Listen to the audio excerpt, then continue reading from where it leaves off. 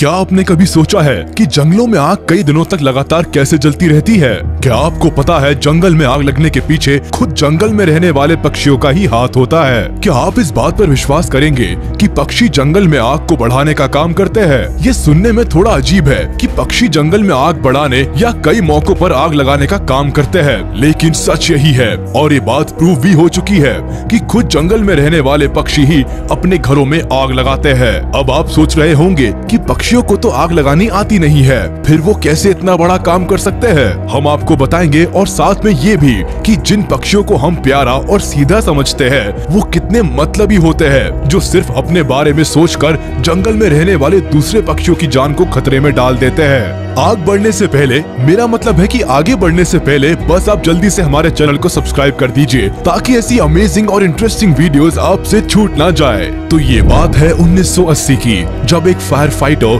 काकडू national park में आग बुझाने पहुंचा था।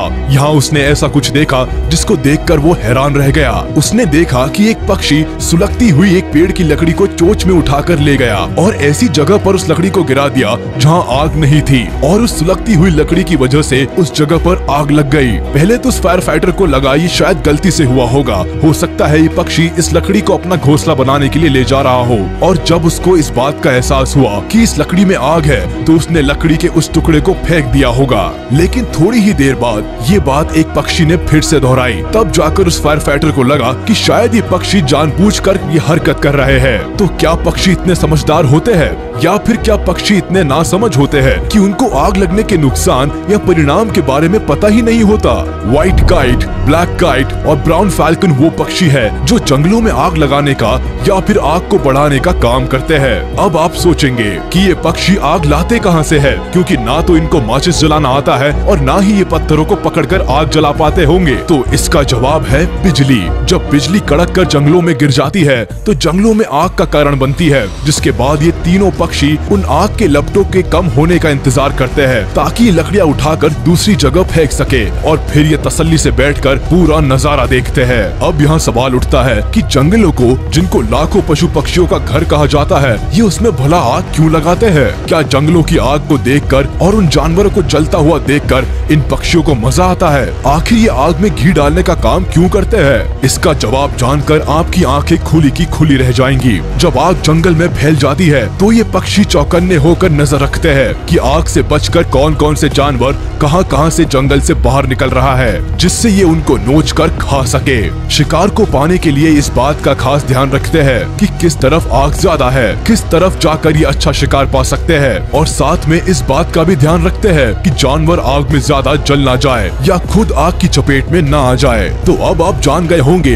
कि ये पक्षी जंगलों में आग अपना खाना खाने के लिए लगाते हैं। दरअसल घने जंगलों में कई जानवर छिपकर बैठे रहते हैं और बाहर नहीं निकलते, जिससे ये पक्षी भूखे रहते हैं। अपनी इस भूख को मिटाने के लिए इन पक्षियों ने शॉर्टकट चुना है। जब आग लगती है तो ये इनके लिए एक अच्छा मौका होता है पेट भरने का, जिसका ये अच्छे से फायदा उठाते हैं। कई बार तो ये शातिर पक्षी बॉनफायर की लकड़ियां उठाकर जंगलों में फेंक देते हैं, जिससे आग लग जाती है। साइंटिस्ट को तो इन पक्षियों के इस आग लगाने वाले कारनामे के बारे में कुछ समय पहले ही पता चला है, लेकिन ऑस्ट्रेलिया के इंडिजिनस लोगों को इस बारे में पिछले 40,000 सालों से पता है। ये बात फिर से चौंकाने वाली है कि जिस बात के लिए साइंटिस्ट सोचते रह गए, उस बात को बिना पढ़े लिखे लोगों ने 40,000 साल पहले ही जान लिया था। तो इसका मतलब है कि ये पक्षी हजारों सालों से इसी तरह जंगलों में आग लगाकर अपना पेट भर रहे हैं। एक तरह से देखा जाए तो ये गलत है, लेकिन ये पक्षी अपना पेट भरने के लिए ऐसा करते हैं। अगर इस नजरिए से देखा जाए तो ये सही भी है। और सबसे बड़ी बात तो यहाँ ये है कि हम इन पक्षियों की तबाही मचाकर पेट भरने के लिए नहीं कोस सकते, क्योंकि कहीं ना कहीं इंसान भी तो यही करते हैं। हम लोग भी अपने फायदे के लिए जंगलों को खत्म करते जा रहे हैं, बिना ये सोचे कि इन जंगलों को खत्म करने के बाद जंगलों में रहने वाले जानवरों का क्या होगा। हो सकता है पक्षियों ने भी ये काम करना इंसानों से ही सीखा हो। जिस तरह से जानवर और पशु पक्षी इंसानों से इतना कुछ सीख रहे हैं, वो दिन दूर नहीं है कि जब जानवर इंसानों की तरह काम करते दिखाई देंगे या सोशल मीडिया पर एक्टिव दिखाई देंगे। खैर, ये तो रही मजाक की बात। अब वापस आते हैं अपने टॉपिक पर। तो अब मिलिए मैराबो स्टॉक्स नाम के इस पक्षी से। ये भी बहती हुई गंगा में हाथ धोने वाले पक्षी है। जब व्हाइट काइट, ब्लैक काइट और ब्राउन फैल्कन आग लगाते हैं तो ये पक्षी आग लगने वाली जगह पर जाकर इंसेक्ट्स को अपना शिकार बनाते हैं। ये बर्ड्स कीड़े मकोड़े खाना पसंद करते हैं और जली हुई जगह से ज्यादा ज्यादा अच्छा खाना इनको और कहाँ मिलेगा। तो ये आग का पीछा करते हुए पहुँच जाते हैं ऐसी जगह पर जहाँ उनको पेट भर के लिए खाना मिल सके। केवल पक्षी ही आग का फायदा उठाकर अपना पेट नहीं भरते, बल्कि बेर और रैकून भी ऐसे ही करते हैं। ये दोनों जानवर भी आग से भाग रहे जानवरों को अपना शिकार बनाते हैं।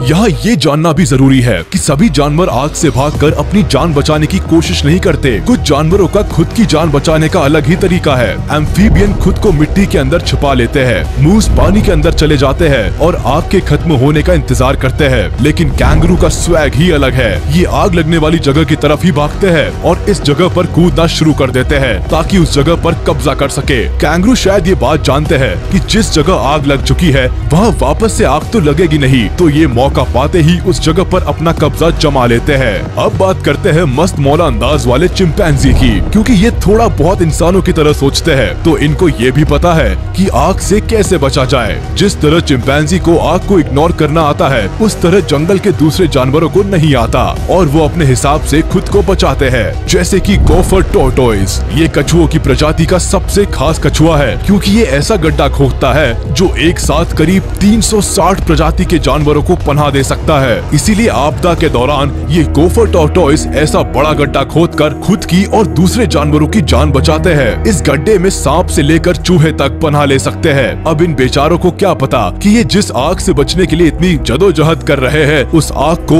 उन्हीं के साथियों ने लगाया है।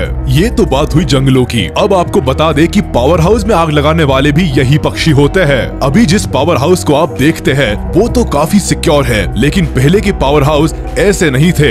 आपने देखा होगा कि बिजली के तारों पर कई पक्षी बैठे होते हैं। जब ये इन तारों के पास से उड़ते थे तो इनके पंख तारों पर लग जाते थे, जिससे चिंगारी निकलती थी और आग लग जाती थी। अब आपको लेकर जाते हैं और भी पुराने समय में, जब बर्ड्स का इस्तेमाल किसी शहर को अपने कब्जे में लाने के लिए किया जाता था। पुराने समय में ओल्गा नाम की प्रिंसेस थी जो कीवान रस शहर पर राज करती थी। उन्होंने एस्कोरिस्तान शहर पर कब्जा करने के लिए बर्ड्स का इस्तेमाल किया था। प्रिंसेस ओल्गा ने अपने प्रदेश के हर घर से 3 पिजन और 3 स्पैरो मांगे। शहर के लोगों को भी ये कोई बड़ी डिमांड नहीं लगी, तो उन्होंने अपनी राजकुमारी की बात सुनते हुए 3 पिजन और 3 स्पैरो उनको दे दिए। प्रिंसेस ने चालाकी दिखाते हुए सभी पिजन और स्पैरो के पैरों पर कपड़ा बांधकर उसमें आग लगा दी और एस्कोरिस्तान शहर की तरफ छोड़ दिया। शहर में आग लग गई और वहाँ रहने वाले लोगों को रातों रात शहर छोड़कर जाना पड़ा और प्रिंसेस ओल्गा ने पूरे शहर पर कब्जा कर लिया। आग किस तरह तबाही मचाती है ये तो सब जानते हैं, लेकिन जंगलों में ये रीसेट बटन की तरह काम करता है। जब जंगल में आग लग जाती है तो वहाँ कुछ समय के बाद एक नई जिंदगी जन्म लेती है। हालांकि इस प्रोसेस में थोड़ा समय जरूर लगता है, लेकिन बदलाव भी देखने को मिलता है और धीरे धीरे जंगल में रहने वाले जानवर भी इस मुसीबत से बचना सीख गए हैं। वही कुछ जानवर तो ऐसे भी है जो इस मुसीबत को अपने फायदे में यूज करके शिकार करना सीख गए हैं। तो आपको ये वीडियो कैसी लगी हमें कमेंट करके जरूर बताएं। वीडियो को लाइक करें, चैनल को सब्सक्राइब करें और प्रेस करें